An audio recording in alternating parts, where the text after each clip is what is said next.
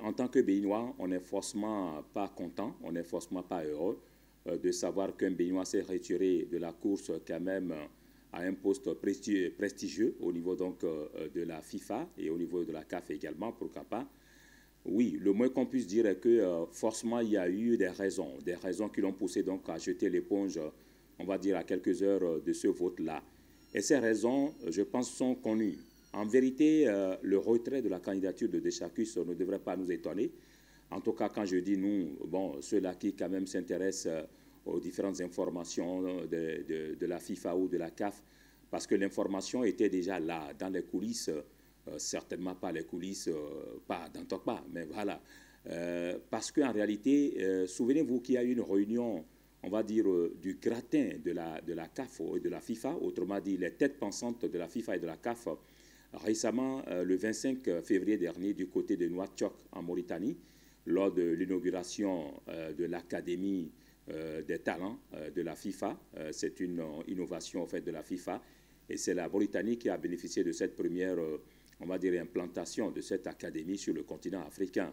Au cours donc de cette cérémonie, eh bien, tout le gratin du football, on va dire en Afrique et également au niveau de la FIFA, s'est retrouvé justement pour parler eh bien, de l'élection au niveau du Conseil de la FIFA.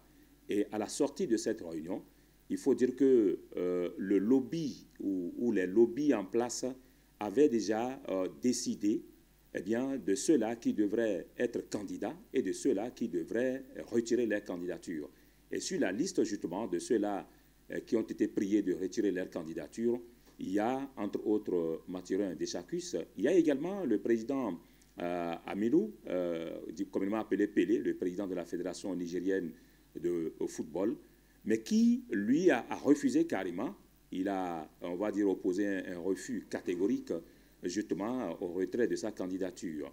Mais Mathurin Deschacus, croyant certainement aussi, pourquoi pas, un retournement des situations, n'a pas tout de suite voulu retirer sa candidature, il l'a maintenue. Donc, il a attendu quelques heures, certainement au moment où il est vraiment convaincu que rien n'était possible. Parce que vous savez, le football aujourd'hui est dirigé par des lobbies. Et quand le lobby vous rejette, quand le lobby n'est pas avec vous, je pense qu'à un moment donné, vous devrez tout simplement faire beaucoup attention pour ne pas trébucher. Et ces lobbies-là étaient également contraints à un moment donné de dire à certains de retirer leur candidature, non pas par plaisir, mais parce qu'entre-temps, il y a de nouvelles unions, il y a de nouvelles alliances eh bien, qui ont donc obligé, on va dire, ces têtes pensantes du football africain à dire à certains de retirer leur candidature, autrement dit à sacrifier certains pour justement essayer de maintenir certainement leur cohésion en place. Donc voilà un peu les coulisses, on va dire, du retrait de la candidature de Mathurin Deschacus, eh bien, qui finalement a dû donc, on va dire, jeter l'éponge et n'a pas pu aller, on va dire, à l'élection au Conseil de la FIFA. Le Conseil de la FIFA, faudrait-il encore le rappeler, c'est le cercle le plus juteux au fait du football mondial aujourd'hui. C'est un cercle très restreint où ceux qui aspirent ou ceux qui se retrouvent dans ce cercle-là sont des gens d'abord qui ont un charisme et qui ont quand même, comme on le dit vulgairement, qui ont les pieds à terre. Parce que, comme je l'ai dit tantôt, c'est un cercle assez juteux, il y a assez d'avantages. Rappelez-vous que chaque membre du Conseil de la FIFA est payé à 250 000 $ par an, s'il vous plaît. Et vous avez également l'avantage de participer aux différentes compétitions, notamment les Coupes du Monde. Vous avez plusieurs missions et ces missions-là sont prises en compte par la FIFA. Donc, c'est un cercle que tout le monde, quand il dit tout le monde, les présidents de fédération ont envie d'intégrer eux tous. Et à un moment donné, les alliances et les désalliances, les pressions, parfois même politiques, font que, justement, il y a certains, excusez-moi l'expression, qui sont pétanqués. On est obligé de leur dire, retirez-vous, parce que vous n'avez aucune chance de gagner. Je pense que pour le cas de Mathurin Deschacus, c'est vrai, quand on perd ce poste-là, parce que quand je parle de perte, il faut rappeler qu'il était déjà au Conseil de la FIFA.